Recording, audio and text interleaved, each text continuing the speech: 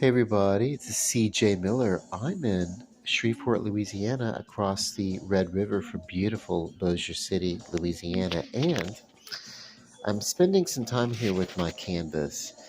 And of course, you know, taking time in between the steps, uh, the layers of painting that I put on this to kind of play around with what's going on.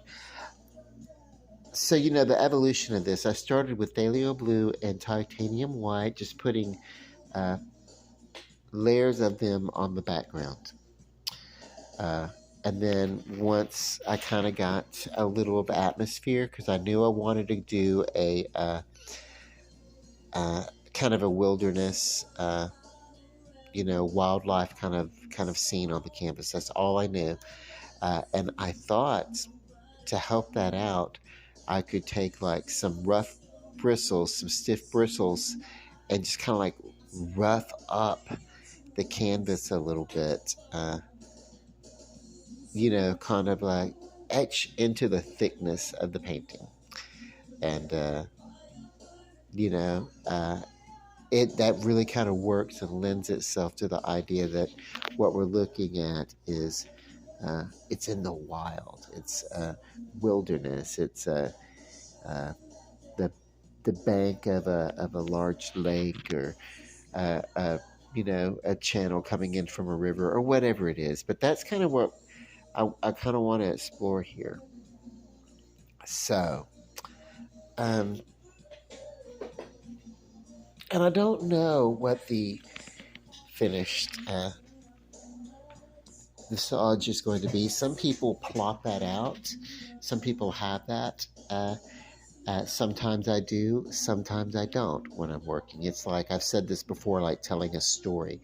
Sometimes I know the narrative, the full narrative of a story when I start with, first putting,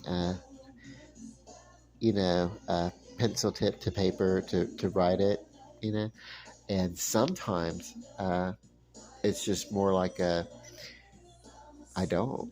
No, I know maybe I have a starting point and then interesting, let's see where it goes. And you kind of like turn that creativity on and you let what happens happen.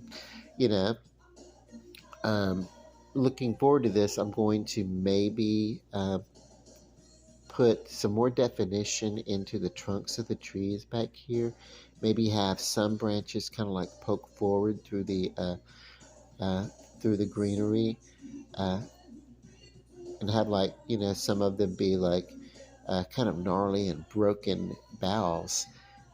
Also, in between the full twigs that come out and create boughs. So I want to add a little bit more definition uh, to that wilderness. I want to, continue to form this bank coming up here so we can have a little of that embankment, but I need to bring in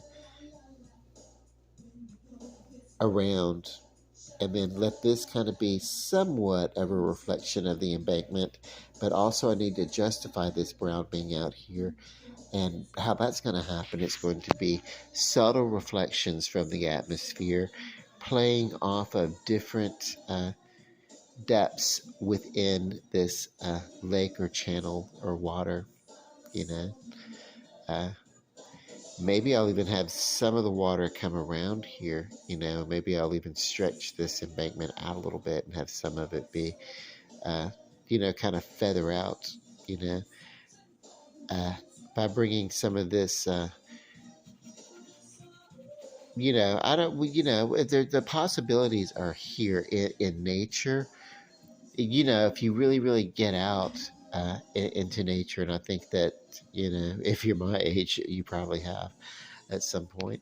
Uh, there are so many different ways that nature will look throughout different parts of the day, throughout different exposures to light. Sometimes it's like hyper defined, and sometimes, especially at night, unless you're just really, really trained in seeing in the night, you don't know what the hell's going on, out in the wilderness. And so, yeah, one particular view of nature will not look like the next view of nature, you know, uh, especially in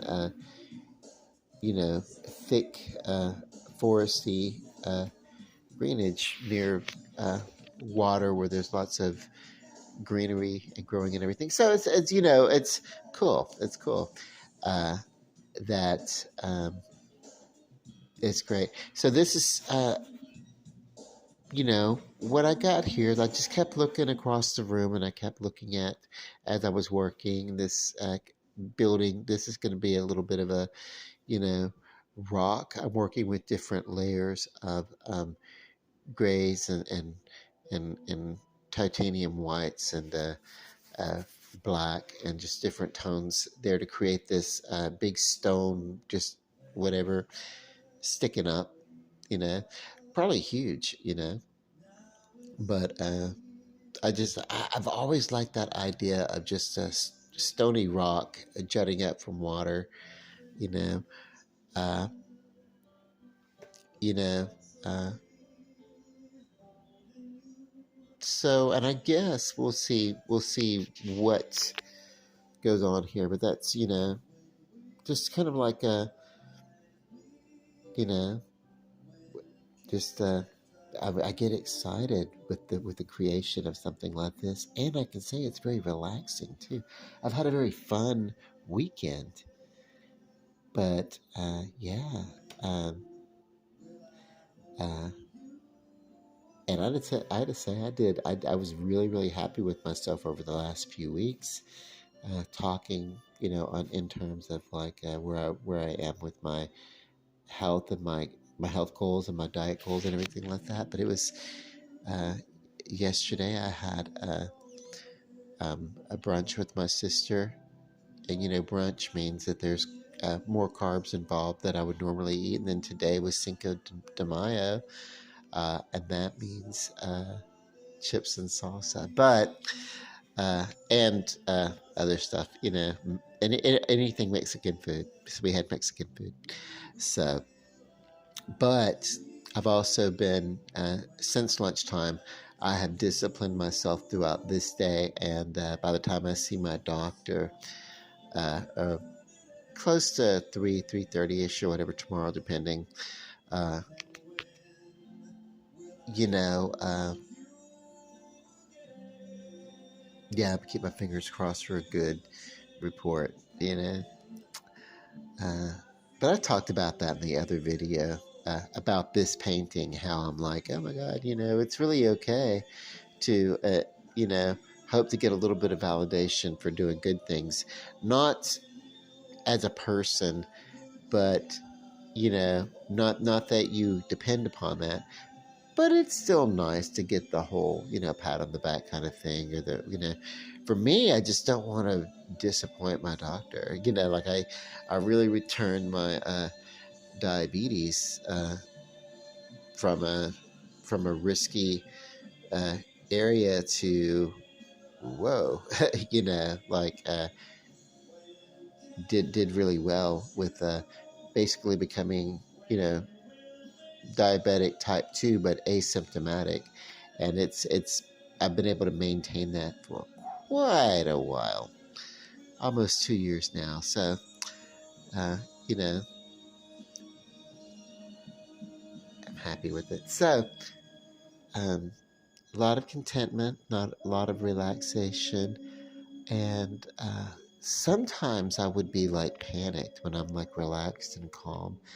Back in when I was younger, I would be like, oh, okay, when is this okayness, when is this serenity, when is it going to end, when is something going to disturb everything, when's something going to disturb the peace that I'm going to have to put out some kind of a fire, or something uh, in life. And now I don't have that. Now when I have good moments, nice and relaxing and wonderful moments, then I can appreciate it, you know, and for the most part, and not get so excited, you know. Not to say that I don't have my moments of irritation, um, but yeah, I don't know.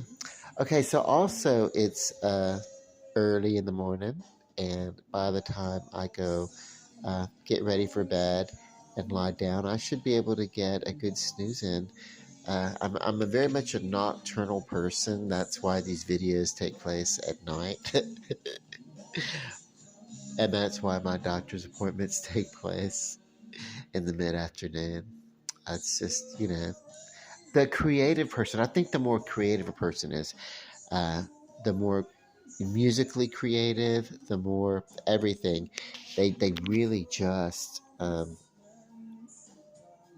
enjoy the nighttime, whether you're out at a club or whether you're at home doing uh, this, or whether you're writing or something like that. It's like often it's the only time you can get. If you live in a house with other people, as I did growing up, it's kind of like the only time you could get some quiet. Is in the evening time when other people are in the front of the house sitting and watching TV or something like that, and maybe I'm in my room at my little. I used to have a little card table that I'd have in my room, and I would sit. And my dad had bought me a typewriter, so I wasn't even writing on pen and paper anymore. I was typing, and I was. It was just a exercise in basically just uh, practicing my writing, and but that's what I would do, and it's like and it wasn't like I wasn't keeping a journal or anything like that. I was creative writing, so I was doing. Before I'd even had therapy, I was doing therapeutic, uh, creative writing even before I knew what I was doing. And of course, now I do have an awareness that there is a calming, soothing effect when I spend some time doing artistic stuff, painting or whatever. And I've gotten out of the house, and I've had I've gotten some wonderful physical activity in, that I'm just not the kind of person that wants to sit around in a chair and look at TV. I hardly ever watch a television show, basically. And if I do, it's something that it's a show that I really might enjoy, that I'm a fanboy over. Like, I love science fiction, horror, that kind of stuff. So I can get out of the week, two or three maybe TV shows or something like that, uh, that I can follow. But I can't just spend my time in front of a television set, because when I was younger, and there were times Mom and Dad were together sometimes, and sometimes they weren't. They were on again, off again, until eventually we were adults, and they were off, permanently at that time. So, but for a while, it was like, okay, we were kids that you know had to take care of ourselves, and if if we were in a you know new neighborhood or something like that, basically what we did was we stayed in, and we watched TV during the summer months instead of going to school or something like that. And then at maybe we'd go out and play and do some free range stuff in the late morning and the afternoon, but never too far from home.